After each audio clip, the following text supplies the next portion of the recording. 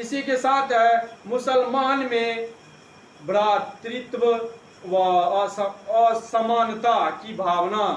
तो मुसलमानों की सफलता का एक दूसरा प्रमुख कारण मुसलमानों में भाईचारे की भावना का होना है। मुसलमानों के बीच किसी प्रकार का जाति विभेद नहीं था और वे एकजुट होकर युद्ध करते थे, जबकि हिंदू असंगठित थे। इस कारण हिंदुओं के विरुद्ध राजपूत सफल हुए। इसी के साथ मुस्लिम शासकों में मोहम्मद गौरी द्वारा डाली गई गुलाम प्रथा ने भी मुसलमानों की सफलता में महत्वपूर्ण भूमिका निभाई। इस बात की पूरी संभावना थी कि महान विजेता का पुत्र कमजोर शासक हो सकता था, लेकिन एक गुलाम कमजोर नहीं हो सकता था। इसलिए गुलाम वंश के अधिकांश शासक वीर, महत्वाकांक्षी और योग्य थे। उत्तराधिकारी के रूप में उसी गुलाम को चुना गया जिसमें सुल्तान बनने की योग्यता थी। कुतुबुद्दीन ऐबक और मोहम्मद बख्तियार खिलजी नामक दो गुलामों ने भारत में मुस्लिम राज्य की स्थापना में महत्वपूर्ण भूमिका निभाई।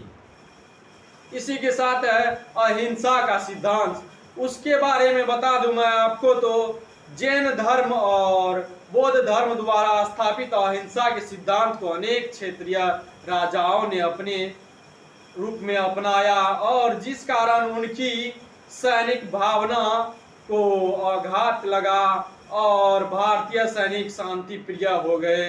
इसका परिणाम यह हुआ कि जब कभी मुस्लिम आक्रमणकारी भारत आए, यहाँ के शासक शीघ्र ही उनकी शिकार हो गए और यहाँ के ऐसा बंगाल व बिहार के शासकों के साथ हुआ जो बौद्ध अनुयायी था और वह शीघ्र ही मोहम्मद बख्तियार खिलजी का शिकार हो गया। इस उदाहरण से बौद्ध शासकों की कमजोरी स्पष्ट होती है। इसी के साथ भौगोलिक कारक, उसके बारे में बता दूं मैं आपको। तो कुछ इतिहासकार भौगोलिक परिस्थितियों को भी मुसलमानों की सफलता का कारण मानते हैं। जितने भी मुस्लिम आक्रमणकारी आए वे ठंडे पहाड़ी क्षेत्रों में से आए। इस कारण वे भारतवासियों से अधिक क्षमतावान, एनर्जेटिक थे।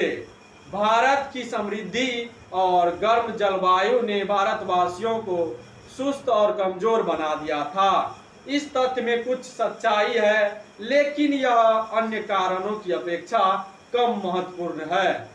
इसी के साथ भारतीय समाज पर मुसलमान का प्रभाव, इसके बारे में बता दूं मैं आपको। तो प्रारंभ में जब मुसलमान भारत में हिंदुओं के संपर्क में आए, तब उनमें आपस में शत्रुता का भाव था, परंतु धीरे धीरे उनमें शत्रुता का भाव समाप्त होने लगा।